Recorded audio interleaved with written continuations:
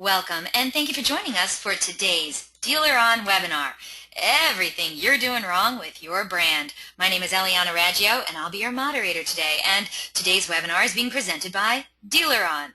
And for anyone who isn't familiar with Dealer On, well, we're an award-winning website development company and digital agency, best known for our awesome SEO, the absolute best customer service, and the highest converting website designs in the industry, including the brand new Chameleon responsive website platform. We're so committed to lead conversion, optimization, and customer service that Dealer On is still the only company in the industry to offer a money-back lead guarantee program. So does your website company guarantee you a 50% lift in leads? Well, maybe you should check us out at dealeron.com. And I want to let you all know that Dealer On is going to be exhibiting and presenting at the upcoming NADA convention in San Francisco in January of 2015. So if you're going to be there, well, you got to stop by the booth and say hi to me. We're going to be at booth 5552W. 5552W. And honestly, if you haven't been to our booth before at NADA, I got to let you know, we seriously have the best booth around. The most fun. It's awesome. You got to come over and see it. And while you're getting your NADA on, please check out these amazing speaking sessions from these Dealer On executives. It's going to be a great time. I hope to see you there. And we have a great show in store for you today. We're very pleased to have Shaun Raines step in as our presenter today. Shaun Raines is a true Internet car guy and the VP of Marketing at Dealer On. His automotive Internet career began in 1998 with the Reynolds & Reynolds team that launched Microsoft's CarPoint.com, Cars Direct Connect, Yahoo Autos, and the Reynolds Web Solutions. With his unique blend of humor and automotive experience, Raines has become a sought-after speaker at industry events including OEMs, NCM, NADA, driving sales, and digital dealer. Shaun lives in Frisco, Texas with his wife, 2 children, and 2 dogs, and he can be reached at Shaun@dealeron.com. Now, during the presentation, if you have any questions, please use the question feature located on the corner of your screen to submit them. At the end of the presentation, we'll answer those questions of general interest. If we're unable to get to your question live, don't worry, we're going to try and respond to you by email later today. Also, don't forget a link to download a copy of this webinar recording will also be emailed to you later today for your reference. And hey, feel free to share it with your friends and colleagues. And guess what?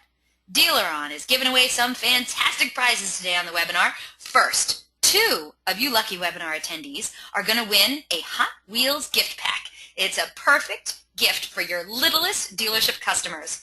Next, 1 of you will have the chance to win a Roku stick. This isn't your typical HD streaming device for your TV. This one comes with a remote, and it also has one-touch convenience. This is an awesome prize. And our last giveaway today is going to be a $100 Amazon gift card. Who couldn't use that? All of these are great prizes, especially with the holidays right around the corner. Hey, Dealer On's just trying to help you out. But you have to be on the live broadcast to win it, though. All you have to do is stay tuned for details after Shaun's presentation, and you could be scoring one of these awesome prizes today. Also, at the conclusion of the webinar, you're going to receive a short survey. So fill it out. We're always looking for quality feedback from our audience. Today, we're going to randomly select a couple of people from all the completed surveys to also win some Google prizes. So let's get started. Let's learn everything you're doing wrong with your brand. Shaun Raines, how you doing, my friend? I am better than most, not as good as some. Okay, that's a rousing endorsement. Thank you so much for being here today, and great topic. Great topic. I'm really excited about this. And we have a lot of people on today's broadcast as well who want to know the kinds of things that they might be doing wrong with their brand. And, I'm just going to let you have at it because I know you have a ton of information to get to. So take it away, Shaun. Well, thanks very much. And thank you guys. It means so much that you take time out of your day to come to the Dealer On webinar series. Eliana, as you guys know, she does an awesome job with this, and it's a ton of work to kind of put everything together on a weekly basis. But we love doing this, and the intention of it is to always bring great content that is going to help move you forward in some way, shape, or form. And listen, webinars, sometimes they're motivational, sometimes they have lots of statistics, sometimes they're meant to be, really just a really big piece of awareness Today, I just really want to give you guys right off the top just somewhat of an understanding of when we talk about branding is actually, in my opinion, it's kind of the hot topic for me over the last several months. I think it's actually one of the more difficult things for dealers, retail level automotive, to actually pull off. And there are a multitude of reasons for it, a lot of things for me to share with you today. But there aren't, you don't have to worry about taking notes on a bunch of statistics, because there just really aren't enough dealers in the marketplace, in the country for that matter, that have the branding piece down really well. And a lot of that comes from the mandates that come from OEMs and the compliancy that's kind of forced upon dealers, and then you start to feel like you can't break through, you can't cut through. But let me set the stage. I love to do every presentation, whether it's in person or whether it's through webinars. I really like to set the stage with just kind of what you need to know. So, yep, my name's Shaun Raines. I am very luckily the Vice President of Marketing at Dealeron and love it. I absolutely love working with Dealeron. And I got to tell you, if you're interested in tweeting today, you can tweet at Shaun Raines. That's me. Don't always remember, or don't forget, the bottom left-hand part of the screen, most of the slides also have the hashtag for DealeronWebby, also have at Eliana Raggio. So you can tweet it up. I see it every week. You guys are usually very active, so feel free. Here's some things you need to know about this presentation. The orange italicized words are important. So for all of you people that are like, I'm only going to listen to Shaun Raines because I want to win those prizes. Well, you've now been warned. You're getting the lowdown. The Bluebird says, pay attention. Hot Wheels, everybody that's ever seen me do a presentation live knows the Hot Wheels story. I got tired of dealers asking me the question, have you ever sold a car in your life? And early in my career, late 90s, very, very early 2000s, the answer had to be, well, I've sold service. I've been a service guy. I've been a service writer. I've been a service manager. No, but have you ever sold a car? And I had to answer no, until at a point in my career when I worked for Reynolds, and I didn't tell Reynolds this, I went and found a job at a Chevy dealership where I could sell cars nights and weekends. And I did that for a long period of time without ever telling anyone, because I wanted that experience. And when I worked nights and weekends, I found that kids came to the dealership more often at those hours. So I started to buy Hot Wheels, and I would make a beeline for anybody that walked in the door with a kid. And I would approach the kid and say, I don't know if your mom and dad are going to get a new car today, but you are. And if you have any questions, just ask Mr. Shaun, and I'll be happy to help you out. Because I wanted people to know that I cared about the experience first, because they had brought their child into the dealership with them, and that can always be a struggle. Of course, I did this in a very genuine nature, and everything when you're talking about brand, it has to be real, it has to be genuine, or it doesn't work. So, for those of you that have never heard the Hot Wheels story or why I gave them away, now you know. And I'm surprised that Mattel has not contacted me yet for an endorsement. First time I ever spoke at Digital Dealer, actually they gave you this list of things, like make sure you do all these things, and one of them was start every presentation with an amazing fact or statistic. So here you go. Here's an amazing fact or statistic. 10 out of 10 people die. Ouch. Spoiler alert. Well, you didn't even get the alert. But before we get into this thing, I need Eliana, if you could do a really quick poll, I need some data. So just so you know, Kathleen wrote in, she's like, what? 10 out of 10 people die? Yeah, they do. Eventually. Thank you for that amazing fact. All right, audience, let's launch our first of 2 poll questions. Now, since we're talking about branding, well, we want to know, when you talk about branding and demographics, well, we want to know what our demographic is. So we want to know, how old are you? This is a pretty easy question. There's really not too much going on here. Please select one of the following. And these are the normal demographics that, TV and radio and magazine and all those different kinds of medias really pay attention to. So these are the different demographics. So we want to know, which one are you in? Are you between 18 and 24 years old? Between 25 and 34 years old? 35 and 44 years old? Between 45 and 54 years old? Or are you older than 55? Once we get a majority of those votes in, we'll close the poll and we will share the results. And holy moly, I have almost 100% of you out there voting. Boom, that is awesome. Let's close this poll. Are you ready, Shaun, for this? I'm ready. Let's do it. I love this. Wait till you see this. It looks like a little pyramid. Do you see that? Never mind. Okay, so only 8% of today's audience said they're between 18 and 24. 23% of today's audience said they're between 25 and 34. The majority of today's audience, a sweet third of us, are 35 and 44. 21% of today's audience are between 45 and 54, and only 15% of today's audience are 55 and up. Does that help you out, Shaun? That helps me out a ton. I really appreciate that. And here's the reason why I wanted to ask that question, because it seems a little, okay, that's a little, why do you want to know? Well, next I want your phone numbers. No, just kidding. I want to set and your social security numbers while you're at it. Yeah, exactly. I'm going to give you guys some kind of little personal insight, right? Any of you that actually have met me, and I know so many people in the industry because I've been in it for so long, you know that I'm really, truly a what you see is what you get guy. I'm the same guy right here on the phone doing a webinar as I would be when you meet me in person. And so I have no problem sharing with you some of these, what some people would consider embarrassing personal photos of me in the 1970s. But there's a reason why I'm doing it. And there's also a reason why I asked you your age group. Everybody on this call, everybody, period, that's 27 years old or younger, have really no idea what it was like. Number one, to just be living at this time. There was no internet. You actually used the phone book.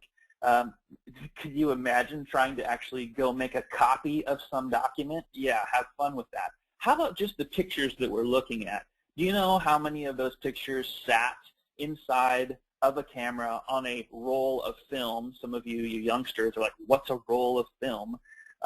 Because we didn't have digital cameras, right? And so they would sit there sometimes for months and months and months until you finally, okay, I finally got all 32 pictures, because you could buy based on how many pictures you wanted in your roll of film and what quality of film you wanted. The reason why I mention all these things, it's really, really important for us to understand kind of what's going on with younger people and the impression that an internet age is making on young people, and how you're going to try to cut through with a brand to those people that their worldview is completely shaped and molded by something different than me or baby boomers or older. And so here you go. There's me. That's my dad holding me by the Christmas tree in the house I grew up in, Aberdeen, Washington. And that's me. I'm the littlest one. My dad was a logger. He cut down trees for a living. So all of you that live in a structure that has wood and framing it out, or if you like to use toilet paper or paper towels, then you can thank my dad someday. And yes, I grew up in a place where that's me wearing a Seahawks shirt. I grew up in a place where I actually went and planted lots of trees with my dad too. So he was a responsible logger. Anyway, so here's life in the 70s. Why do I talk about life in the 70s? Here's a story of when I would sneak downstairs to watch Monday Night Football with my dad. Monday Night Football in 1977, there was a commercial that came on for the brand new redesigned 1978 that was coming out Ford Bronco. And my dad, it was the only thing to this day that I ever remember my dad really wanting for himself, because he's a very selfless kind of guy, just everything for wife and kids. But he wanted a Bronco really, really bad. He got the green light from my mom, so what did he do? Did he get on the internet to do more research? No, there was no internet. He went to the Ford dealership, a tiny one in Montesano, Washington, where my uncle was the service and parts manager. That's how small it was. And he got a paper brochure, and he fell in love, and then he actually put money down and special ordered his own 1978 Bronco Ranger XLT package, right? This is so different from the experience that we're having now, but the message and the brand that was coming through, everything was clear to him. He believed all of it. There was nothing for him to worry about trying to do research to find out, well, what else could I do, or do I want to compare it? So here's an example from the 70s contrasting to last Sunday, or most Sundays at my house. During football season, because we're from Washington, we're Seahawk fans, so we're watching the Seahawks. My son oftentimes is playing Destiny or some other game on Xbox on the big TV upstairs. There's usually a couple of laptops going. If I'm getting ready for a presentation, that's connected as well. My daughter likes to be on a tablet. We have 4 phones. All of these devices connected to Wi-Fi. All of these devices giving us the ability to not pay attention to whatever your brand might be trying to advertise into my life, right? So how do you cut through? How do you make it through? This example, if you were to watch the video, which we're not going to do that, I'm just going to tell you the story. This actually comes from a documentary that I'm going to give you the name of in just a second. This little boy's name is Tyler, and in this video, when you watch this segment, he's 2 years old, and they sit down and they say, hey, Tyler, we want to know some answers to some questions. So what's your name? And he says Superman. And then they hand him a red stapler and say, what color is this? And he says green. And then they hand him a football and they say, what's this? And he says a baseball. And then they hand him an iPad and say, hey, will you turn this on and go to your Disney Cars game and play it? And he turns on the iPad, flips through a bunch of screens, finds his Cars game, touches the screen, starts to play his game. Before kids know basic shapes and colors today, their whole world is being affected by technology, and they get to choose. So now you want to cut through with a message. This is when it gets difficult. So this is a documentary. I say watch it. It's called The Naked Brand. It's been available free on the Bloomberg website for a long time, so you should be able to Google The Naked Brand and find it. Because it has the word naked in it, be careful, and please don't do an image search, because I'm not responsible for those of you that have an internet problem, and you know what I mean. So, The Naked Brand documentary, regular web search, and you'll find it. You can also watch it on Amazon on demand, and I don't think it's on Netflix, so there you go. Make sure you watch it. It's great. The Naked Brand, along with Sasha Strauss, who is a brand genius, have really been influential and inspirational to me around this topic. So let's think about it this way. I set up this whole thing, what's going on in the 70s. You're trying to cut through with brand. I want you, because I'm going to ask you this setup question 3 times through this presentation. Okay, I'm the consumer, and now you finally made it through all of the clutter, all of the noise. You have my full undivided attention. What would you like me to know? This is what you need to be asking yourself as a dealership or as a brand or even as a person, because you as a person, you're a brand. Every single one of you that work for dealerships, or maybe we all have even people that we compete with in the industry that like to come to our webinars. It doesn't matter. Whoever you are, whatever company you represent, you personally represent your company. You also personally represent yourself. You're a brand, and it means everything. You can learn how to tweak your internet process to respond to people faster, as long as your brain works, and you will have a better outcome. That, to me, is easy. Making sure that you're doing the right things with your brand, not as easy, because we live in a new normal. We feel like it's an us versus them. If you're an older generation, you feel this friction between the younger generation. But we shouldn't, because we all want the same thing. Think about it this way. In the 50s, for that matter, 60s, 70s, 80s, everything you said as a dealership was accepted as truth, because no one had the ability to question you. But the internet now has totally brought forth transparency, and really internet, the second wave is really social media, which makes it even that much more difficult. It's really, really critical that you realize that you can't hide. You also can't say you are something that you're not. It's got to be real.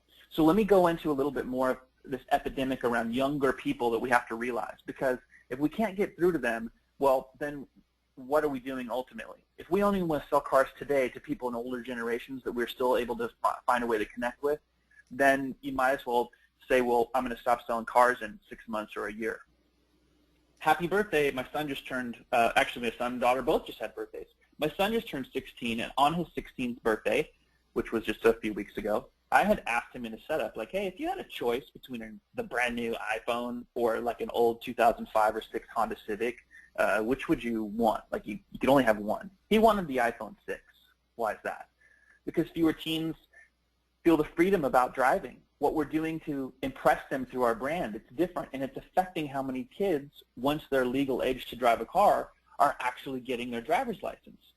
An article from the Washington Post, an article from USA Today, an article from National Geographic, and this one was the most interesting to me. I would highly recommend going and looking at this one on U.S. teenagers driving much less and these 4 theories. I'm only going to share with you one excerpt from that last one from National Geographic, but I want you to see here, you can see in 1983 we were at the peak, and the more we've dove into technology, and you see that even around 2000 it gets steeper and steeper and steeper, down to where it's actually less than 50% of teenagers legal age to get their license are getting their license today. That was, to me, ultimate freedom. Today, well, part of the study that happened at University of Michigan's Transportation Research Institute, they noted that there was this interesting inverse relation to the proportion of internet users as young drivers. And here you go. Social media may be taking the place of motorized transportation, they theorize. young people can accomplish a whole lot of things: freedom, the ability to go places, do things, get information, all kinds of things, connect with people, feel connected, even when they're not really connected, like connected but alone. But these things are happening right now in the world that we live in, that we who are older, we got all of these things. We were able to accomplish them by getting in our car and going someplace. So let's dig into brand a little bit more. Big problem is that most dealers look the same, sound the same, say all the same things, do all the same things. It's just a retread of the same thing. And I'll show you examples of that in just a second. Part of what makes this really difficult is that most dealerships don't hire people that really have marketing experience or marketing talent. So we end up taking branding and marketing and advertising, and we cram them all together, and we think they're all kind of the same thing, and they're not. So let's set up the differences. Marketing, the process through which products and service move from concept to customer. Marketing is really, really important, but this is where your whole strategy happens. So there are 4 P's of marketing. The first one has to do with product. It's where you identify it and select it and develop it. The second piece is around determining how much you're going to charge somebody. What's the price? The third is the selection of which channel you're going to use to actually reach a customer where they are. So it's about the place where you actually target the customer. And then the fourth piece is how you develop and implement a promotional strategy. You have to promote it. This is marketing, right? So when you talk about, well, so we're doing search engine marketing. No, you're not. You're doing search engine advertising. But especially in the automotive industry, we love to come up with new acronyms, throw them out onto dealers, and then play this game as if we have more knowledge and we're smarter than you because we know all the acronyms. Well, we make up all the acronyms. So if you're a vendor, just stop it. Just stop. Make sure your dealers know what the heck you're talking about. Anyway, so marketing. Everything else kind of runs under marketing when it comes to advertising. No one really agrees on one solid definition of advertising. But there are 3 very common and accepted descriptions. First one being the activity of producing info, promoting the sale of whatever your product and service is. Then there's, of course, mass media. We all use tons of it, whether it's through YouTube or TV or whatever, to reach your listener, your viewer, whoever you're trying to target. And then the third one, which is, of course, really important, is advertising is usually brief, but it's repeated to the same audience, like over and over and over and over and over and over and over. Think about remarketing and retargeting now. So you have marketing, you have advertising, but then where's the brand? See, all you're doing through this is, that's great. You found all these mechanisms. You have to move a product or service into, concept then to consumer. But the brand part is where we usually have big struggles, especially in retail automotive. Process of creating and maintaining a unique name and image for a business or a product in the mind of your consumer. So this is really important because branding is where you're trying to establish something that's significant and different. This is how you end up in the mind of somebody so passionate that they become loyal. Your brand is not advertising. It's not your logo. It's not your company name. It's not your product. Your brand is probably not what you even think it is in most cases, or at least not what you intend for it to be. And the reason is because you don't own your brand. We don't own our brand. As much as I'd like to own my brand, I know my personal brand, I know Dealeron's brand, but our brand is actually owned by our customers, the people that we work with, anyone else who has some kind of impression of us. And so that brand is essentially someone's perception of what it's like to hang out with me or to work with me or to do business with me and ultimately with you. And that is really, really, really powerful because it means that there's really nothing more important than your brand because it defines you. It doesn't even matter what type of work you do. It's so, so critical. So you can't respond, but I know that you all know that this is Nike and this is a swoosh, but none of us know what a swoosh is. We don't care. We love Nike. And I'm not going to say we love Apple. Some people love Apple. Of course, lots of people love Apple. Why is there a byte in it? I don't know. I've had one person say, well, it stands for byte, like a computer byte, like B-Y-T-E byte. Maybe, I don't know. Starbucks. Why did I go get Starbucks this morning? Is it the best tasting coffee on the planet? No, but I can't get my dad to brew up. He doesn't live here, so I can't get him to brew up a pot of Folgers and make it. I don't know how he makes it taste amazing, but it does, especially when it was out of his thermos when I go to work with him in the woods when I was a kid. Zappos. Here's another one. I've heard dealers reference Zappos, or I took a tour of Zappos facility when I was at an automotive event in Las Vegas, and I'm so inspired. If you actually are so delusional that you think that you can create Zappos culture in your dealership, you should probably just get off the webinar right now, because you just don't get, I'm just kidding, but not really. Zappos culture can only be Zappos culture, and a dealership is not going to replicate Zappos culture. You just can't. You can't be something that you're not, and it's not who you are. But a lot of people want to emulate or to try to copy somebody else. There are dealers in Texas right now that are copying from good friends of mine who happen to be up in Kansas. They're like slogans, it's all copycat stuff, and it's not working. Why? Because it's not them. But we all love Google. Most of us love Disney. Why? Because you have an amazing experience. If you make a bunch of money, you love the Mercedes brand because it says something about you, makes, oh, you're awesome and you're super important, and you know, you have to have this. I get it. I'm not, so if you have a Mercedes, it's cool. I drive a truck, so I'm just the white trash low-level dude who drives a big black Toyota Tundra. But I totally understand the brand impression that Mercedes or Highlines give. I get it. And it's smart because there are people that will connect with it. Then you've got the NFL, right? How powerful is this brand? It's powerful enough to actually wade through the murky water of Ray Rice and Adrian Peterson this year, right? Mm. They've got all kinds of different issues going on. But what happens? This isn't just a brand. This is a bunch of brands within the brand because you have a team, right? But it's a very powerful brand, and it has been for years and years and years, to the point where, you know, some people just, I don't really care about all the issues or whatever the players within the NFL do. Like, you know, I just want to watch football. That's kind of how I feel. Of course, I care about how people treat each other. I really do. But ultimately, I'm going to keep watching the Seahawks because, well, I like them. I like all their players. Yes, even Marshawn Lynch and Richard Sherman. I like those guys. Powerful brand. But then you've got automotive brands. When you see Toyota, it brings up all kinds of things. When I have the ability to hear you give me feedback, you might say high resale value. You might say, oh, they had that accelerator pedal issue. You know, they had some recall issues of more recent years. If I show you a Mini logo, you might say, oh, it's cute. Oh, those are fun or whatever. They sell a lot of Minis in the state of California. And last year, it was the most lemoned car in the state of California. Do people care that love Minis? No, they have passionate owners. Then you have GM, and GM's probably had the toughest year of all of the manufacturers. And I'm really disappointed, personally, in how GM handled this on behalf of their dealers. This whole ignition switch thing caused a bunch of problems and a lot of brand issues for their dealers. And I am on the side of dealers always, all the time.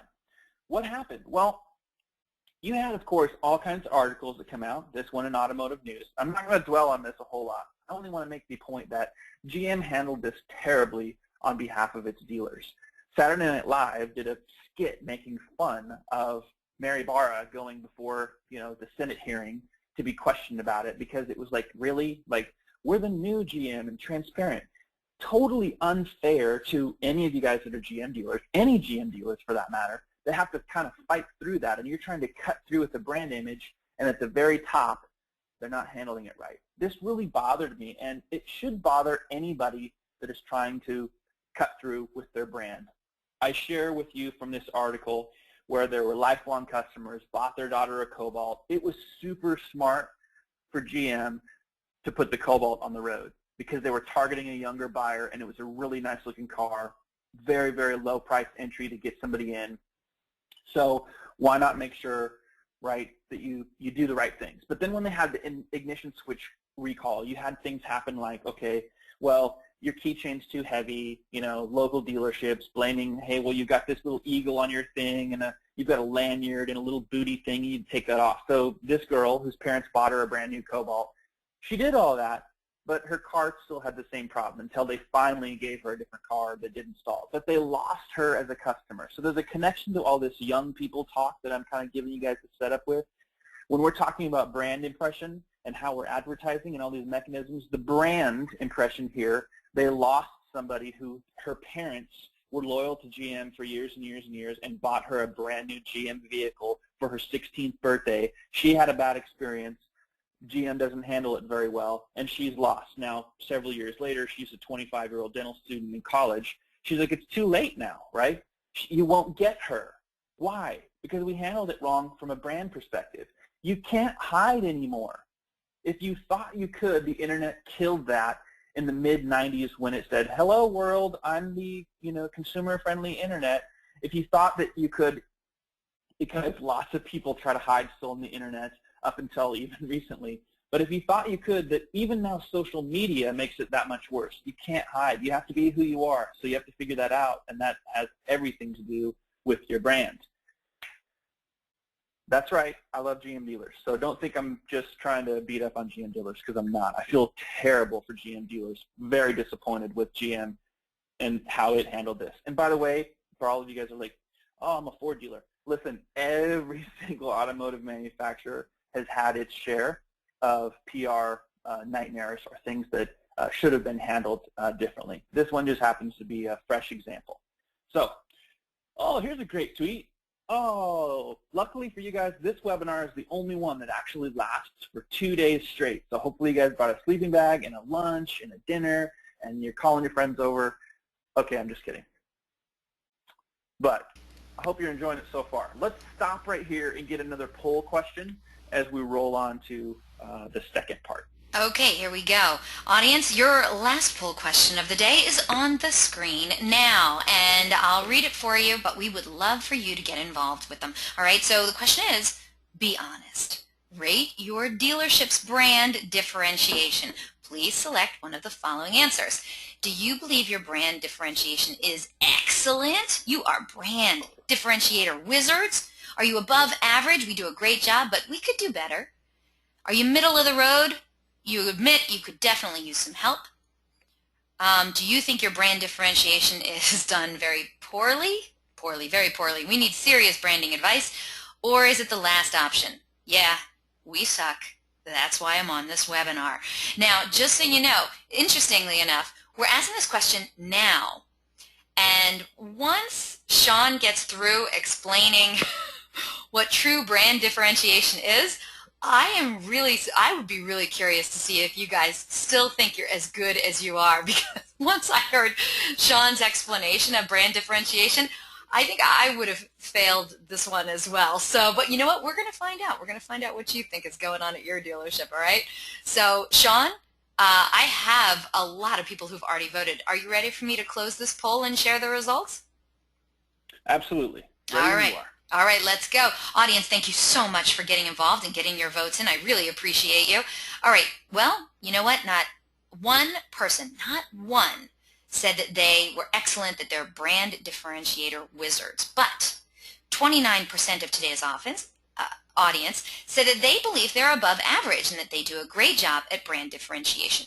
Now, the majority, almost half, 46% of today's audience, say that they're middle of the road. They know that they need to improve. They could definitely use some help. 12% that said that they're doing very poorly, and 12% also admit they suck. Shaun, does that help you out? Absolutely. All right. Thank you so much, audience. Thank you. Yes, thank you guys. Appreciate the feedback. So let's talk about Cowboy Toyota. I don't know if you're on the call today, but if you are, just think of this as free consulting advice, which I love. Don't you love consultants? Consultants are great. It's like, hey, take off your watch and I'll tell you what time it is. That's a consultant.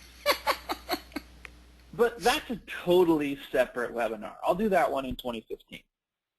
You know what I would love? I would love it if you guys actually, when we're done with this webinar, you would give me some feedback like, what topics would you like to hear in 2015? I think that'd be interesting. Anyway, you can actually shoot that info to Eliana. I think that'd be great. Let's talk about Cowboy Toyota. Cowboy Toyota just happens to be a random, as I was doing the research for these branding presentations that I just started giving these branding presentations in September of this year. And as I was doing the research for them, I randomly came across dealerships. I was not trying to pick on anyone, but I needed good examples. So Cowboy Toyota, they happen to be here right near where I live, Dallas, Texas. I've never been to their dealership. I don't know anybody. I don't think I know anybody that works there. But I thought it was a really great effort that they're trying to go after okay, we want to brand ourselves around, we're Cowboy Toyota and we do it the Cowboy way, okay? So it's the why buy from Cowboy Toyota. Now, most of you have probably heard some sort of presentation, or you've at least heard somebody tell you should have a really strong why buy message. And this is where most dealerships focus all of their brand energy, is around the why buy from us. So we're going to look at a few examples here, and we're going to figure out if this is really brand differentiation. Because as the best Disney Pixar movie ever pretty much says in its theme, that would be The Incredibles, when everyone is special, no one is. Yeah. So Cowboy Toyota, they do it the Cowboy way. Now, if I were to ask you what you think that means, what would the Cowboy way be defined as? Well, I've asked this to different audiences, male and female, young and old, and guess what? I get all kinds of stuff. Like, a lot of women respond with, it kind of makes me feel like maybe good old boys club, like strong-handed, like you're going to, like, not be fair with me, like a cowboy is just kind of rough, you know, like, I don't know. Well, this is how they define it. There's some quality standards and some service that apparently wrap up the we do things the Cowboy way. Quality standards are family-owned and operated with owners available on site. I'm not sure exactly what available on site really totally means, but I'm going to just guess that most of you, or a majority of people on this call that are dealers, are family-owned and or operated. So that's not differentiation. And by the way, I know this hurts because I have dealer friends that have been in, I have one that I'm very close with, and they've been in business for 80 years. And when I tell him, no one cares. They don't care. They don't care anymore. He's like, yes, they do. It's such a part of how they advertise in their messaging. But the truth is they don't, and you have to get over it really quick and realize that there are other things to focus on to make yourself different and distinct. Massive inventory. Lots of dealers say, we have a big inventory. Is there a single dealer that doesn't provide a Carfax or equivalent report on their vehicles? Multi-point mechanical inspection on all used cars. Is there a dealership that doesn't do some sort of inspection on their used cars? Don't all dealers brew up terrible tasting coffee and some sort of thing that I don't know if I really want to eat and provide it every single day in their dealership? Yes. The answer is yes. Everyone does this kind of stuff. What about service? Well, not everybody's rated top 10% in the nation, but is that really what you want me to know? You cut through all the way, and now I'm standing here. You have my undivided attention, and you want to tell me that you're rated top 10% in the nation? Huh.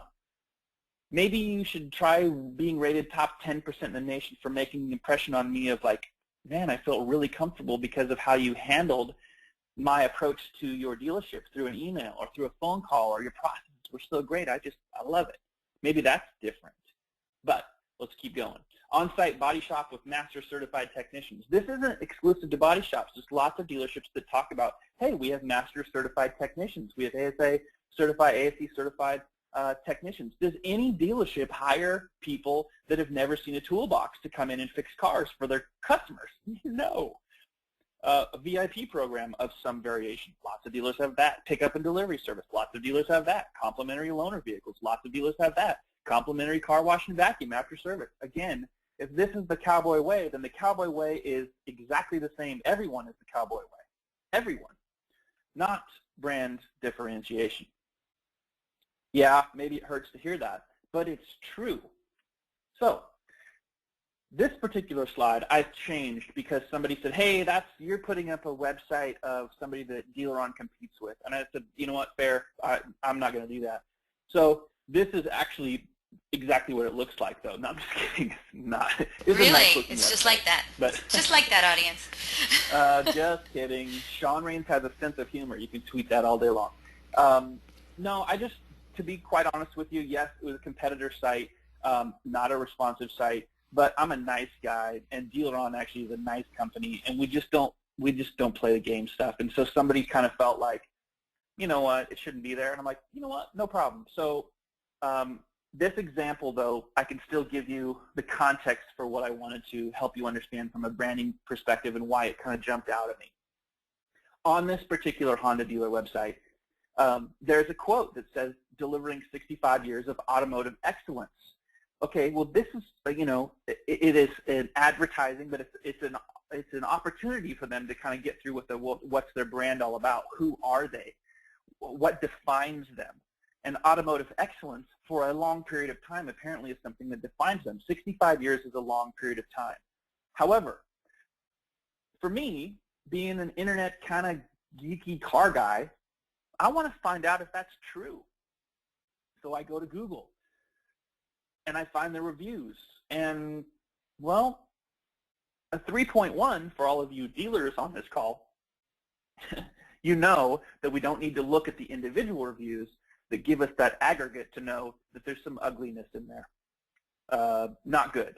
And what that means is you're not delivering any automotive excellence if that's your review. And yeah, you can have the debate of, yeah, but there's people that call in, and or there are people that fill out reviews and they're fake, or they're what, but less and less and less and less and less and less and less and less, right? There's always two sides to every story, but we all know the truth in this.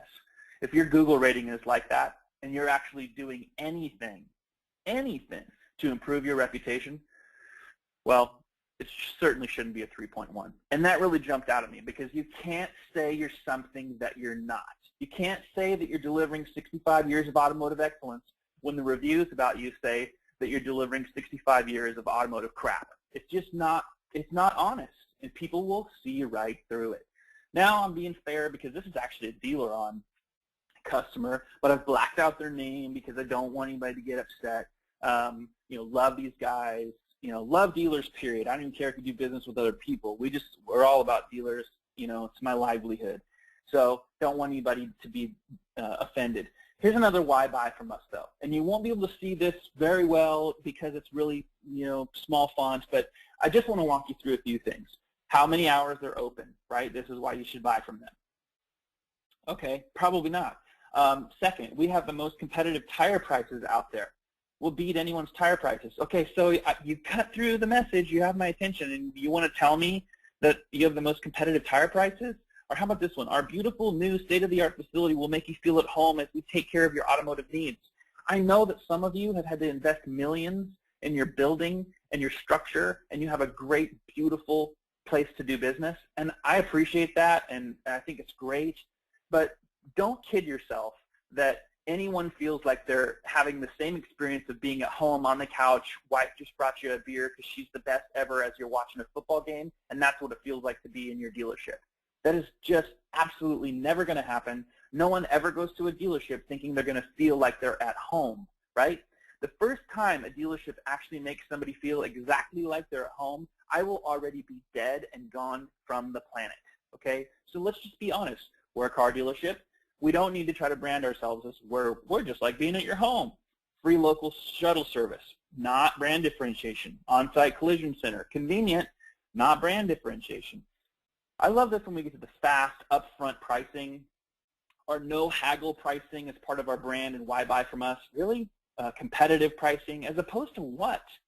We offer free Wi-Fi and gourmet coffee. All of these are great features, right? They're great features for you to have. So I'm not knocking any of these things. It's great. But is it who you are? Does it ultimately define you? Is it brand differentiation? Okay, I'm the consumer and you have my full undivided attention. What would you like me to know? That you're family owned? That you offer service loaners? That you have terrible cold coffee for me to drink? That you have certified technicians working on my car? Okay, that's what everyone says. And so now you might be like, okay, well, Shaun, you're just this, come on, man. But it's true. And when I said, listen, you can tweak your internet process in the same, you can tweak your internet process today and see results of it by the time you go home tonight. So all of that kind of process stuff, I've been doing it for years. I think it's much easier to do that than to really get honest about your brand, who you are, what defines you, to really grab hold of the fact that, listen, your brand is everything.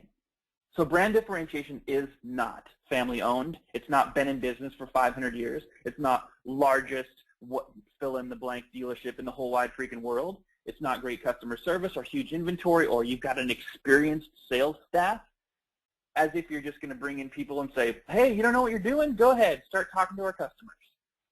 Or it's not insert awesome award name here award, which most of the awards that you can get in almost any industry you can basically pay for. I mean, upfront, no hassle, lowest price guarantee. Really? What's the alternative to no hassle? Full hassle? Complete hassle? Let's get real. Half hassle? Half hassle? Partial? Just a little bit of hassle. Teasing the hassle? I mean, come on. So why should you care? You should care because brand affects everything. Your brand affects everything. Everything. Do you think that your brand actually has some relation to who you hire, to who you are, how you conduct yourself? Do you think your brand should have any bearing or any influence or any relation or correlation to your processes, to the structure of how you put your dealership together? Absolutely, without a doubt. Hashtag be different. So, how to build your brand in 17 years or less? Hold on to your hats and glasses.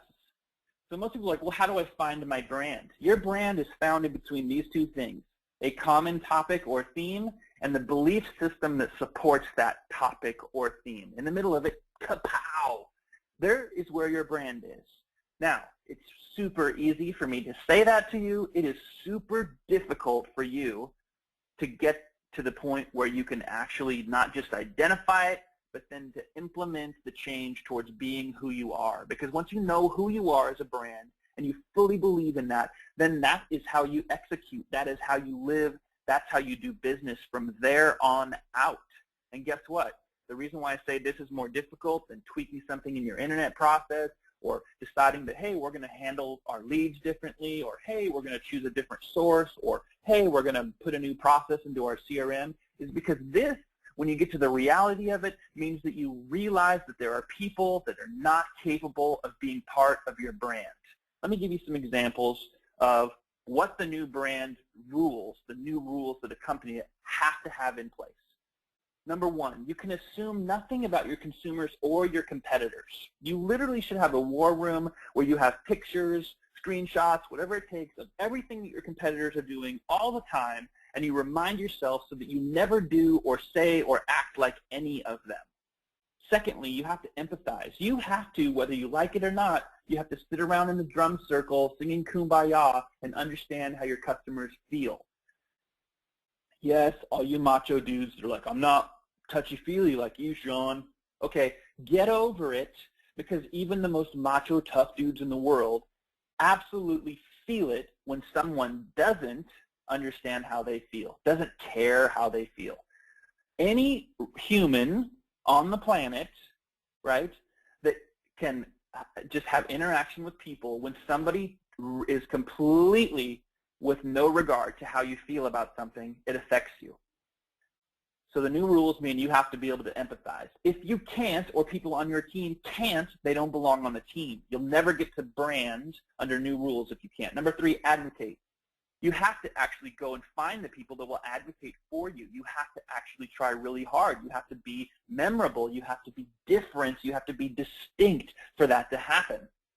I've shared this Red Bull 800 number story now a few times and people get a kick out of it. You can actually go on the internet and type into Google like Red Bull 800 number, whatever, and it'll take you to the link on Red Bull's page where people call in, and they're basically drunk dialing. And why is that? Because for a long period of time, don't know if they still do, I stopped drinking Red Bull a couple years ago.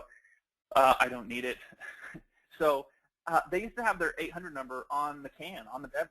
And what a lot of people like to do with Red Bull, well, they mix it with stuff. Jägermeister, vodka is very popular. And then what happens? Well, they get drunk, inebriated, smashed, trash, or whatever. And then when that happens, and you've got an 800 number on the beverage that you were drinking, well, you're going to get some drunk dials. So what did Red Bull do? Well, they were like, these people are like, they love our brand. And they're crazy funny calls. So we're going to put them all up on our Facebook page and then let you listen to them and rate them. That's called taking everything that's going on with your brand and making advocates. Fourth, you have to invest. If you're not willing to build relationships with people, then it's just not going to happen with your brand. You have to. And why is that important to your brand? Because relationship before transaction. Sometimes you build relationship very quickly with somebody. They walk into the dealership, you see what they're wearing, you're like, you're a Seahawks fan? I was born and raised in Aberdeen, Washington. I love the Hawks. I have Jim Zorn's autograph. What?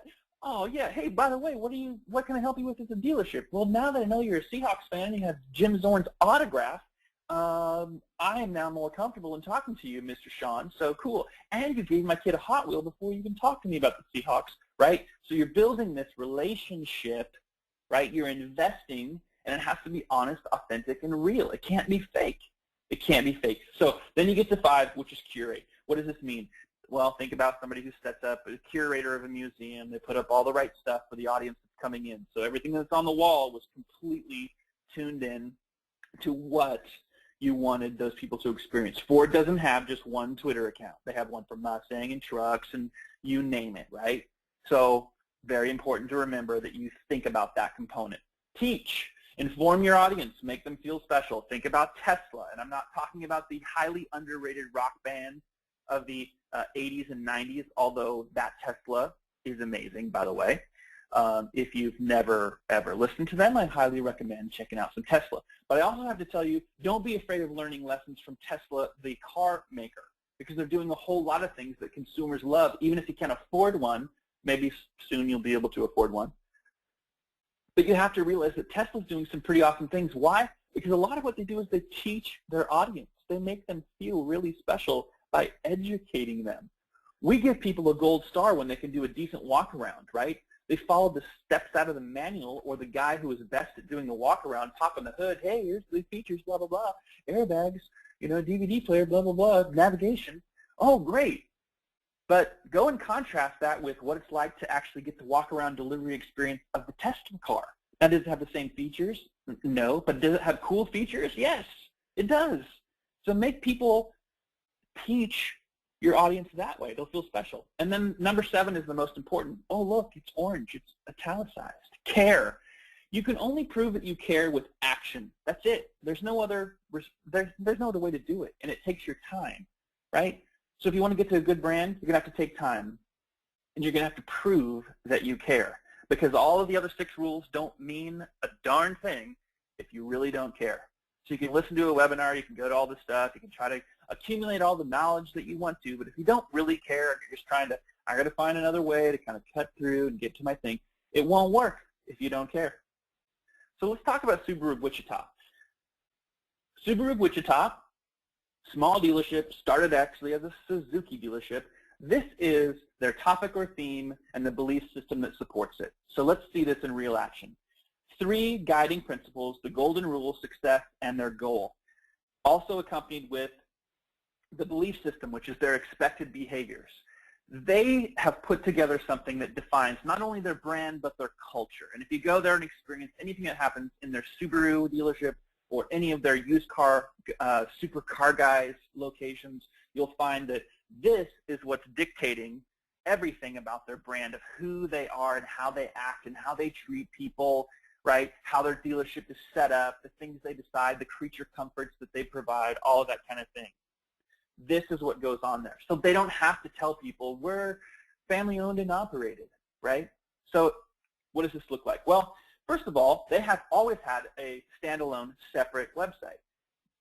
Because they are now a Subaru dealership, they also are mandated to have one as well. So here you go. Here's the one that, you know, the OEM decided that we're going to go with this particular company. Here's your website.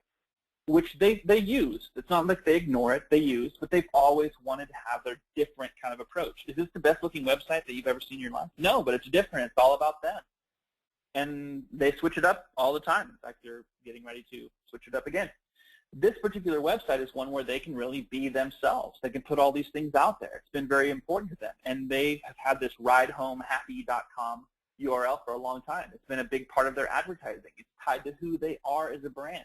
All the things that I just showed you, the topic and the belief system that supports who they are as Ride Home Happy, it all makes sense. It all fits together. So they have these other things that then become really believable. No sharks. They've been doing that maybe longer than anybody. The golden rule, right? Let's treat people exactly the way that we want to be treated. Money back, love it or leave it. It's a real thing. You don't like your Subaru? Fine, take your money back, because there's a lot of people who love Subarus, and we'll sell it to them.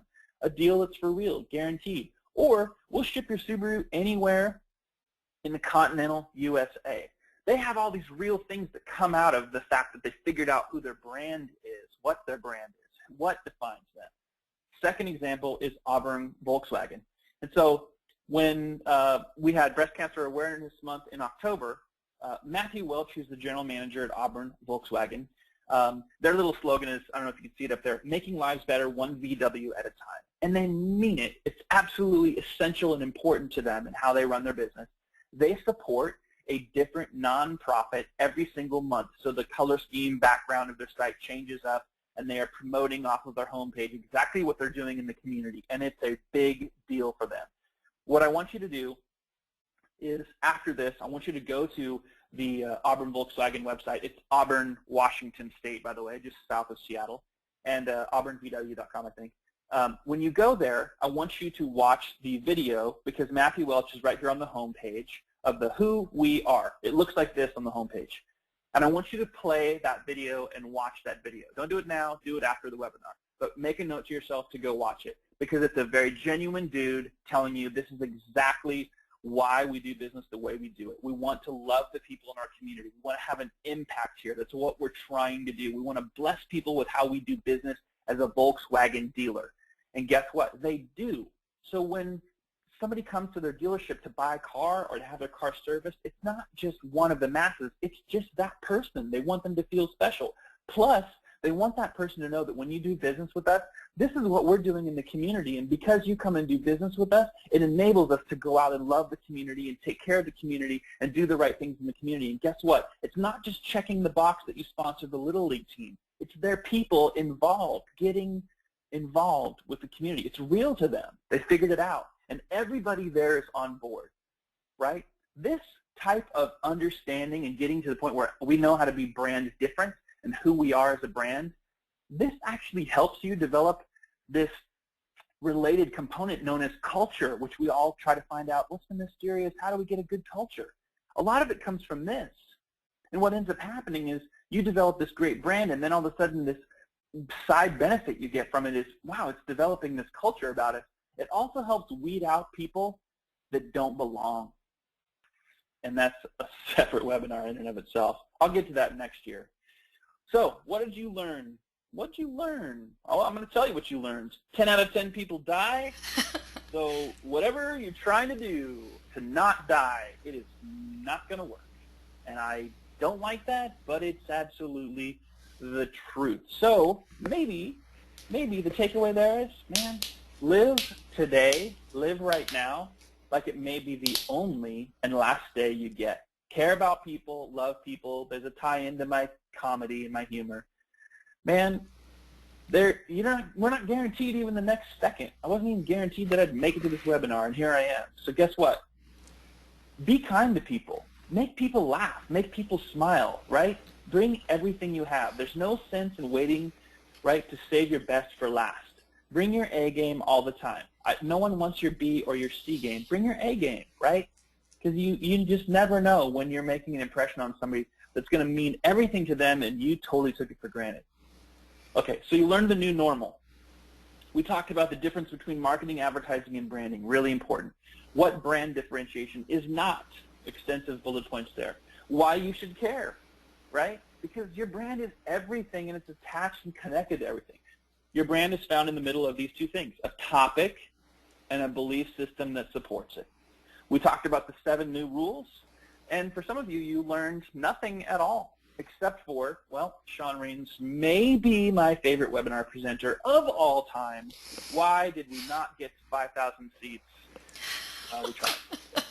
So anyway, I told you guys in the setup that I'm not going to give you a bunch of statistics. I'm going to give you a whole bunch of awareness. I'm going to give you some real examples of what brand differentiation isn't and what it is. Unfortunately, there's a very small number of dealers that are truly differentiating themselves from a brand perspective. If you believe you are, if you believe that you're on par or even close to Auburn Volkswagen or Subaru of Wichita, would you do me a favor? Would you send me an email, Shaun, S-H-A-U-N, the best way to spell it, at dealeron.com, Shaun@dealeron.com, and just say, hey, Shaun, this is kind of our brand representation. Not for me to tear you apart. I just want more examples. I want to be able to connect with people. I want to be able to use other dealers as advocates, right, to encourage our whole community to continue to get better and find those things that are good. Now, if you're really protective, let me tell you this. No idea is worth anything until it's shared, right? I used to believe that the scarcity concept, because I've been a sales guy too, scarcity, scarcity. In some cases, it's, yeah, okay, only 2 left in stock. I get it. Amir would tell me, hey, but all the Amazon stuff. That's another topic too. Listen, I get it. But when it comes to personal, when it comes to sharing an idea or a concept, its value comes in the fact that you've shared it. So if it's something where you'd like me to know something, but you'd like it to be confidential, please do that. But I would love to know if you feel like, hey, we're doing some really great things. And actually in the opposite side of it, if you'd like to say, hey, I'd like your opinion on this. I will tell you that this brand information has been so new that I've actually had a number of people, dealers, come up and ask me when I've delivered this in person, hey, Shaun, what does this brand thing have to do with Dealeron? The answer is nothing. Dealeron does not offer brand consulting services. We don't. It's not part of what we do. But we do, if you've been paying attention, we do love educating the dealer community through our webinar series, through every place that we're able to send out folks from our company to speak, because we care about the industry. We want to help. We want to help dealers go from not just having knowledge, but figuring out how to do, right? The difference between the knowing and the doing. So we share a lot of this stuff. In any industry, you need to know your people can be poached, right? Your awesome sauce can be duplicated. Your low prices can get lower. But guess what? Even when they try, and I know this from a Dealeron perspective, and I know this from a personal perspective, regardless of the skills, the talents, the awesomeness of any of your competitors, not a single one of them can take away who you are as a person, as a company, what you believe, why you matter, and why anyone else should care, right? That's why it's so important to figure this piece out about who you are. So you have nothing to hide, right? You know who you are as a company. You know who you are as a person. This helps you not even have to second guess what you're doing from a brand perspective, right? So important, right? Of course, it's not your product and your logo and your company name. It's all about the fact that other people's perception, right? That is going to be what's defining your brand. So remember this. Okay, you've got my full undivided attention. What do you want me to know? What do you want me to know? When you're chasing after differentiating your own brand, ask yourself that question. What do you want people to know about you? What do you want them to know about your dealership? Well, like a fat guy playing dodgeball, I'm out. You're not out yet, kid. Not out yet. We got some questions from the audience we got to get to. All right. Well, here we are. We're All right, here we Q&A.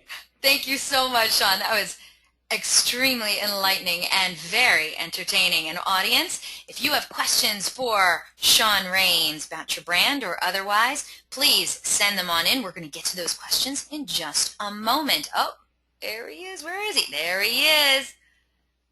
I love my wife? Yes, you better. Good job, Shaun.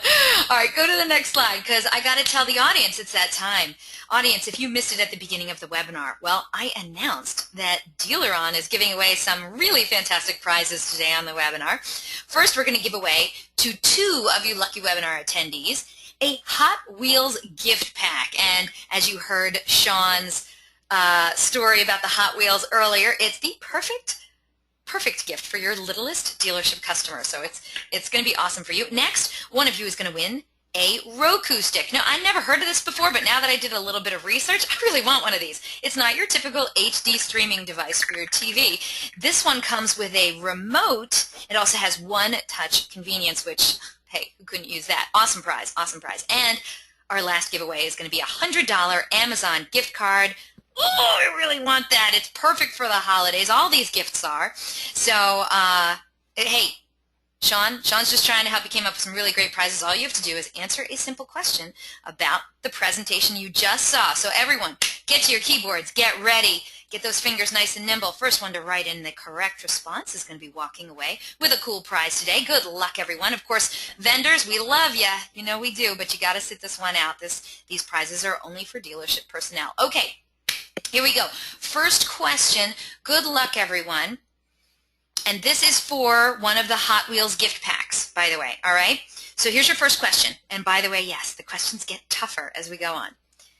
Of the 7 new rules, which one does Shaun say is the most important? All right, first person to answer won it. Good God, that is awesome.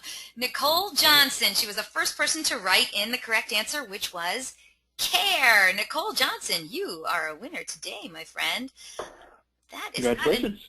Congratulations. I don't recall seeing that name on here before, so congratulations. Now, Nicole, you've done your heavy lifting today, my friend. You can sit this one out. You are already a winner today. But for all the rest of you out there, you've got 3 more chances to win a prize. So here we go. Second question, again, also for a Hot Wheels gift pack.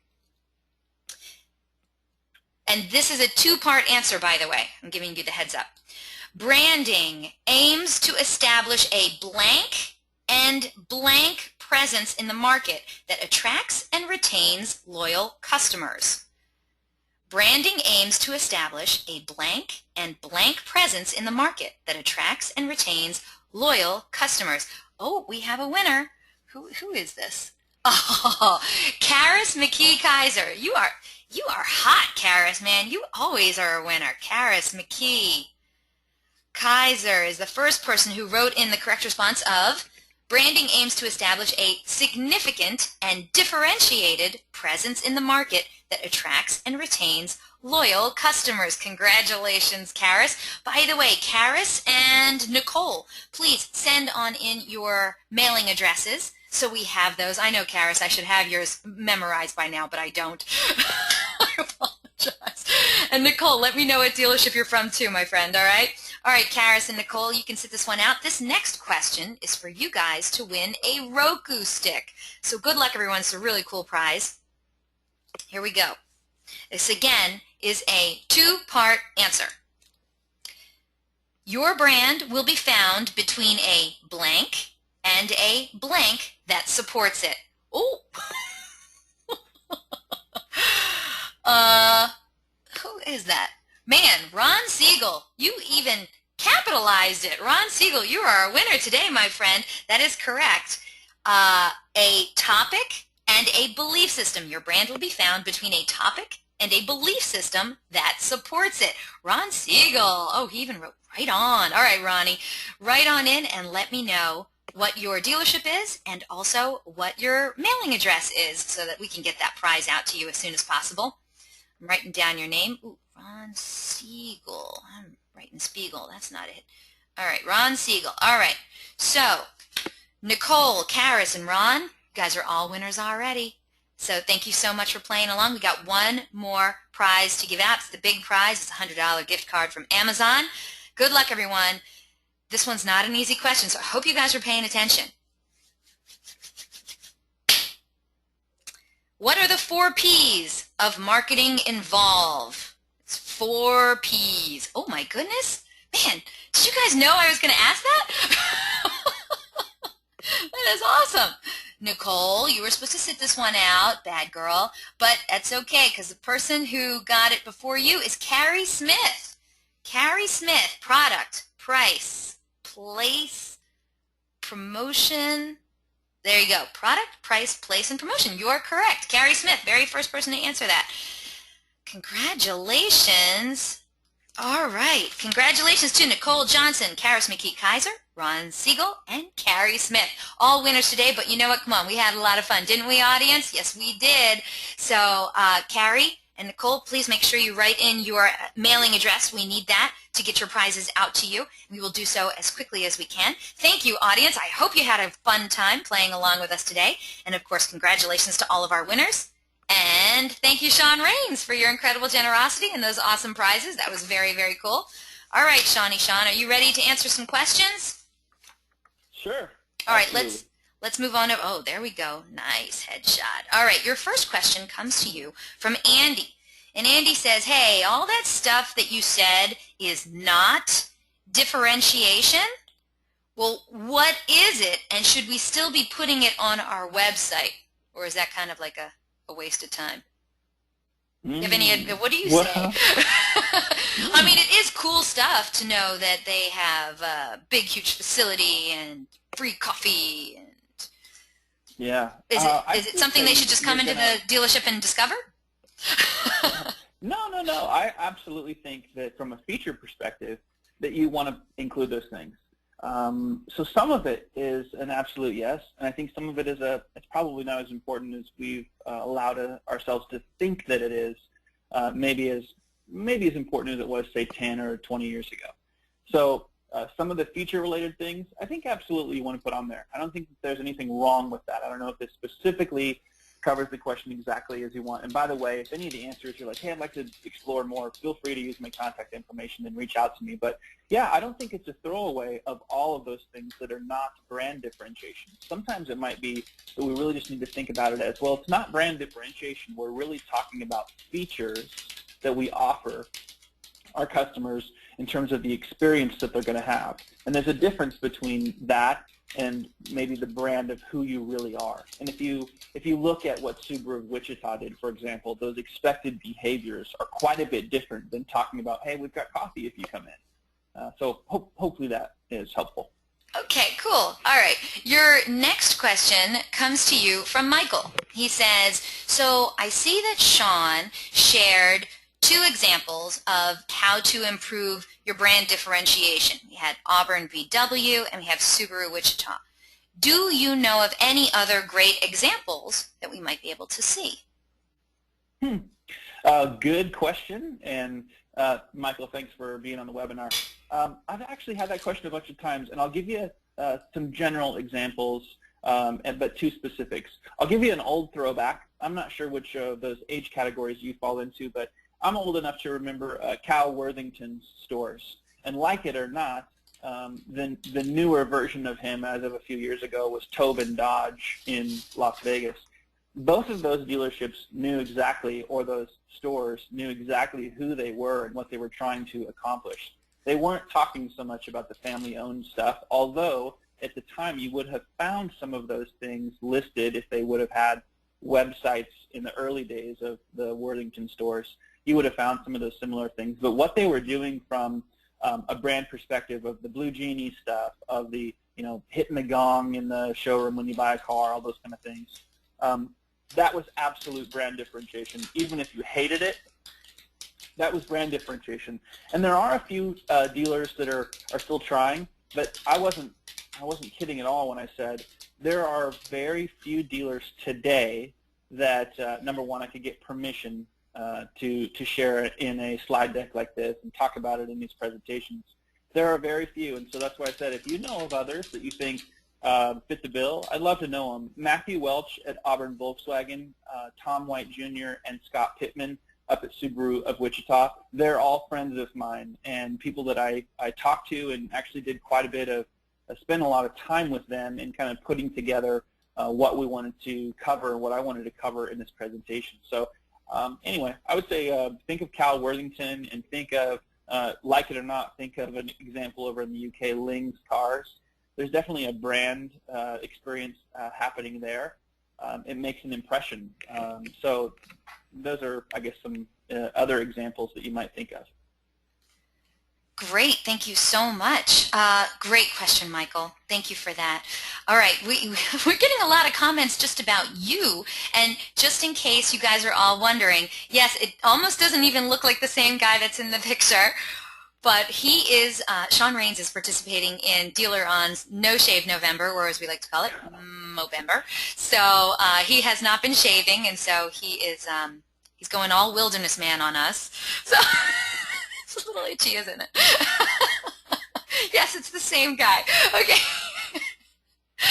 All right, let's go to your next question. Let's see. Hey, Shaun, Greg here, and he says, specific to developing a brand for service, what do you feel dealers should do to distinguish themselves and recapture or secure the service business from people who bought a car and stop losing business from the aftermarket? Now, that is a great question, Greg. That is definitely something that dealerships need to get more of a handle on, because I feel like we're losing a lot of those service customers to Pep Boys and the like. So is there something that you believe brand differentiation can do, or maybe a magic sentence we should be saying on our websites, that can help with that? That's a great question, a really good question. And being a guy who was certified as a service writer in the state of Washington, I really do appreciate that question.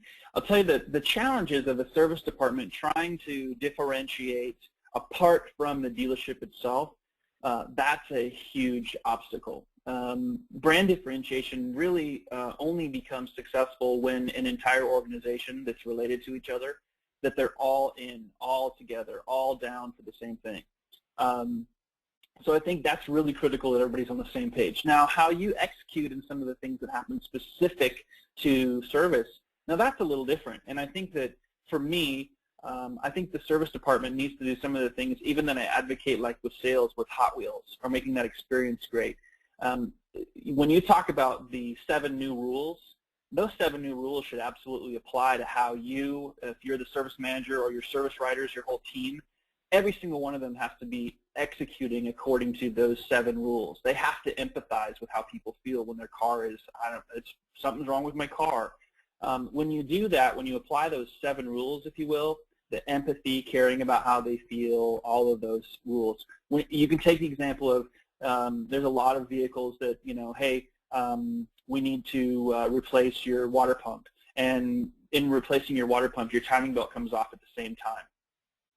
So when you really empathize with somebody and you explain to them and you apply those types of rules about explaining what's going on and why you're recommending, hey, it might be a good time to actually throw a new timing belt on as well because we have to take it off anyway. Just apply those rules and make it genuine and real and take the time. Again, you can only prove it through action and really taking time. Just applying those things alone and giving yourself some brand differentiation will be helpful. Hopefully those 7 rules, though, will be tied back into a bigger objective of the entire organization figuring out who we are. Subaru of Wichita basically defined that as we're changed for the better. That is their topic, their theme, and all of those behaviors that reinforce it. So that still, in my opinion, has to happen. But from a personal perspective, I would say regarding your question, what you're doing personally, and hopefully you can affect others in the service department, what you personally do, which affects the entire brand, you can still execute in some of those rules and see a great dramatic impact by it, but maybe only as far as the service department. I got you. Now, Greg actually wrote in with a follow-up question for you. And Lee said, Eliana, are you participating in No Shave November as well? No, Lee, I'm not. Thank you for asking. Okay, Greg's follow-up question is, how can the OEMs help make this happen since they lose the battle on search priority? Now, before Shaun answers, let's be honest, the OEM's main objective isn't always to make sure that their dealerships get a lot of service business out of the cars that they sell, but I wish it was. Shaun, do you have any idea on, or any feedback on what the OEMs could help with? Well, anybody that actually works at the manufacturer level that might hear my answer probably won't like it, but there unfortunately, and all the dealers on the call will, I think, appreciate the answer, there unfortunately are still enough people that represent the OEM in the field that are your actual reps that the way that OEMs actually train and prepare their people is they bounce them around to all kinds of different areas of the business. So they become like a jack of all trades or a Jane of all trades, but a master of maybe not any of them. And as any of you guys know right now, when you're talking about anything under the digital marketing sun, branding or whatever, you have to be in it, and you have to be kind of in it deep to understand all the complexities. We can go in a million different directions today in this kind of modern marketing world that we live in, but the OEMs, unfortunately, don't always have the right people in place that I would always look to for that leadership. So you have to think about kind of their objectives at that level, which is very, very broad awareness. You know, we're Chevy, we're GM. Well, we want very broad awareness on Silverados because it's truck month. Okay, great. Some of that trickles down. Ultimately, though, you know, I think I'd probably have to think about it a little bit more, and I'm the kind of person that I don't want to talk out of both sides of my face. So I think I'd have to think about it a little bit to give you maybe some real good insight on what the OEMs could do. I think part of it is making sure that their personnel, the competency and the capacity and the ability for them to execute the right people have to be there, and then ultimately to be able to think about strategically how the dealer is going to execute at their tier, because that's different. You know, that's very, very different. And you know, just giving you your ad guideline, you know, and saying, hey, use some of this, you typically aren't getting from your rep, hey, this is how I would execute in this particular way around your brand. It just typically doesn't work that way. So I don't know. That's a great question, but instead of babbling on about it, you know, maybe we'll pick up and talk about it a little bit later. I don't know if you're going to get a lot of help. Well, I'll tell you what, we're of course way over time. I do want to get to these last handful of questions and comments that came in. So let's start off with Kathleen, who wrote in, do you feel like some of the things Subaru of Wichita presented are actually not that special in terms of different than other dealers, such as the golden rule, but the way in which they present it differentiates them? And if so, what do you find about their presentation that draws you in? Yes, I think that a lot of the things that they define in their expected behaviors and their golden rule, which is one of the outcomes of kind of how they do business, I don't think that's necessarily, oh, that's just so mind-blowing. But how they execute on it absolutely is where the difference is.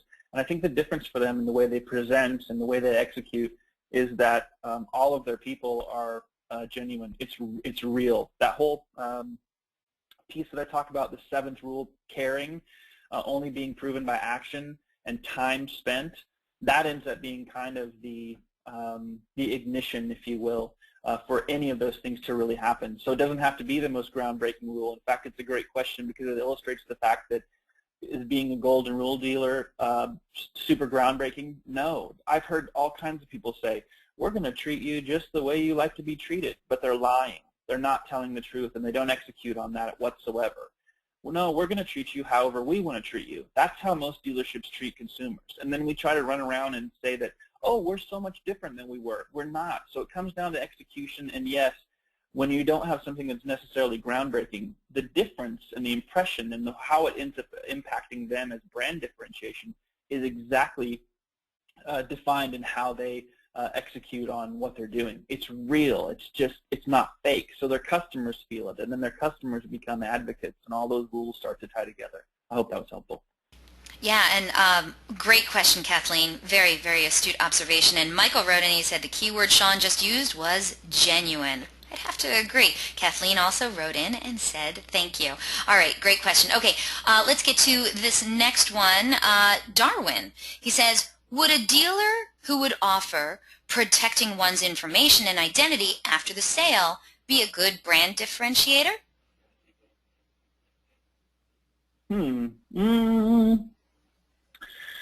I don't know. I guess maybe. I think that would be something I'd be like, I want to explore a little bit more. Like, set up an example for me and kind of let me think through that a little bit. I mean, could be. I think you can take a lot of things and make them into brand differentiation. It's going to be how you execute against whatever the concept might be, which is, you know, where the rubber meets the road. So I don't know if I have an any other good answer on that one. But it's kind of interesting. I'm intrigued by that. So if you would like to reach out in a little bit more, maybe even just set up an example for me. I'm sometimes a little slow, so if you give me an example of how you might see that working out, I'd like to explore it more. Okay, yeah, and he wrote in, ID theft, and which is a very, I know a lot of people, yeah, he says, I have a PowerPoint all set up for you. All right, Darwin, his email address is right there for you. Okay, let's get to these last few ones. Okay, Roy wrote in, and I have no idea if this is like code for something else, but he says, what happened to the blue Genie Dodge dealer? I have no idea who that is. What happened to them? Oh, well, I'll just be brief on that. The owner, Mr. Tobin, he actually, sadly, he passed away of a heart attack, I think, in 08 or 09. He was 53 or 54. His son, Josh Tobin, was the guy who was King of Cars, the reality show and all that. And so, some things changed for them, and, so a lot changed after his father kind of passed away. They obviously weren't expecting that. And so some things are different. They're still out there.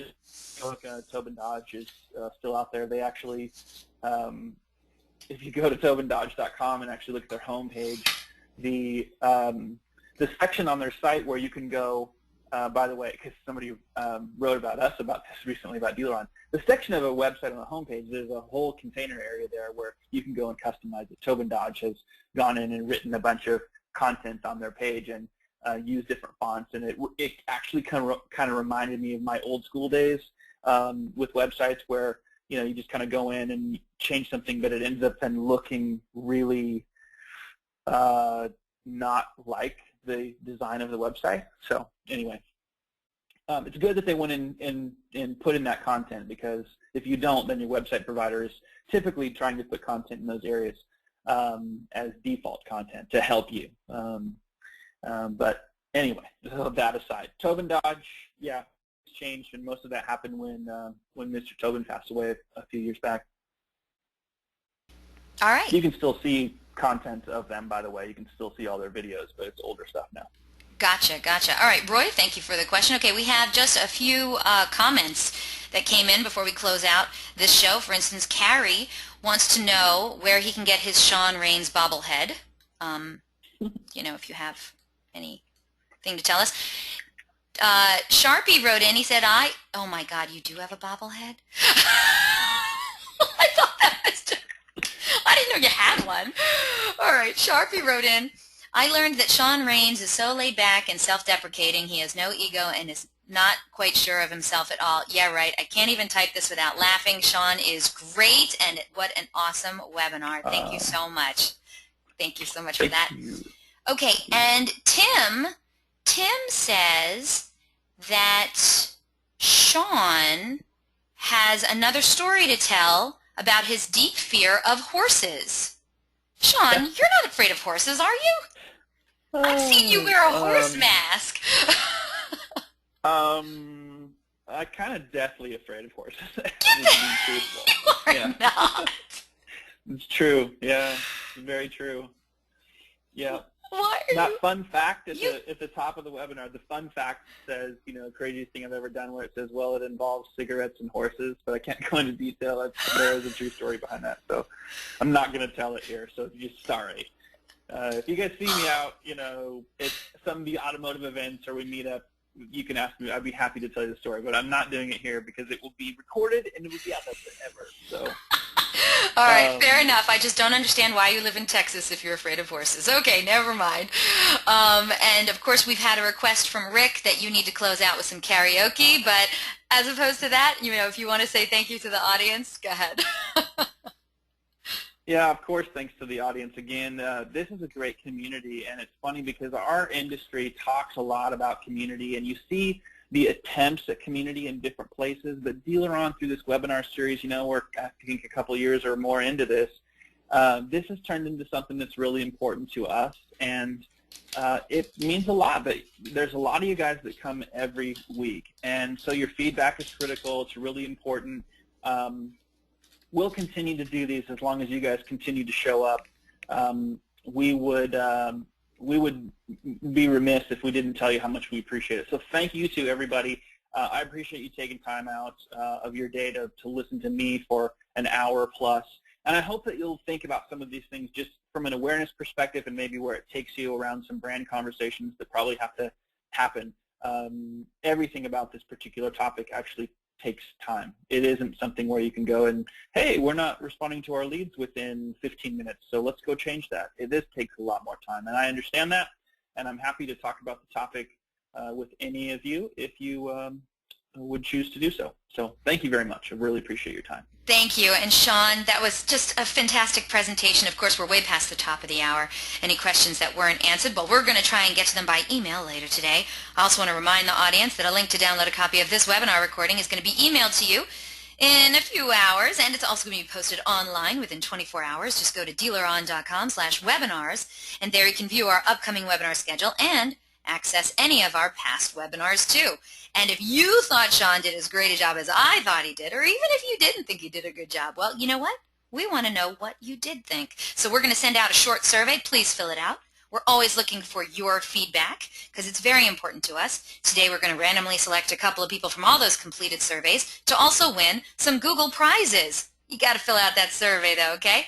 I want to let you know Dealeron's going to be exhibiting and presenting at the upcoming NADA convention in San Francisco on January 23rd through the 25th in 2015. If you're going to be there, guess what? I'm going to be there too. I'd love to meet you. So please stop by booth 5552W and say hi to me. Maybe we'll even take a picture and put you on our social media. You never know what could happen over there. Anyway, we have the best booth around, so much fun, and while you're getting your NADA on, please check out these wonderful speaking sessions from our Dealeron executive team. You don't want to miss that. And now, the holiday next Thursday, well, it's on Webinar Thursday, so we're not going to have a Dealeron webinar next Thursday, but invitations will be going out a week from tomorrow for our next webinar, which will be on a Thursday, and this one's called Mobile Strategies to Rescue Your Dealership from Showrooming. Oh, yes. Should be a criminal offense, but showrooming is when a shopper visits a store to check out a product, but then researches or price checks that same product online, and sometimes they do it while they're still in the store. Oh yeah, it's become a major problem for many dealerships, and the tremendous surge in popularity of smartphones and mobile devices has substantially aided and abetted showrooming. And since it gives shoppers so much greater flexibility to check those online prices, well, guess what? Showrooming has become an increasingly pervasive problem in our industry. And with the mobile movement showing no signs of slowing down, what you need is a comprehensive strategy to rescue your dealership from showrooming. So the question is, has your dealership been the victim of showrooming? Yeah, you have. If you're finally ready to learn mobile strategies to rescue your dealership from showrooming, then this tremendously valuable 1-hour webinar is for you. Mobile expert Ben Anderson is going to show you how to use the latest mobile technology to combat the effects of showrooming at your dealership. Attendees are going to learn the latest showrooming data, offensive and defensive strategies to combat this growing trend, numerous tools that dealers need in their arsenal, and best practices to shut down showrooming at your dealership in 2015. If you're ready to learn mobile strategies to rescue your dealership from showrooming, then this is one webinar you simply can't afford to miss. Don't forget, Dealeron's weekly webinars are held every Thursday at 12 noon Eastern, 11 a.m. Central, 10 a.m. Mountain, and 9 a.m. Pacific. And we have some awesome webinar subjects planned to close out 2014. But if you have any questions, comments, or suggestions regarding these webinars and our topics, hey, contact me directly. My name is Eliana Raggio. I love to hear from you. I'm everywhere, Facebook, Twitter, Google+. I'm on all the automotive social networks. So please track me down online or email me directly at eliana@dealeron.com. Thank you all so very much for spending this time with us today. I hope to see you all on another webinar in our continuing education series. And on behalf of the entire staff at Dealeron, I want to wish everyone a happy and safe and wonderful Thanksgiving holiday. We'll catch you on the flip side. Take care.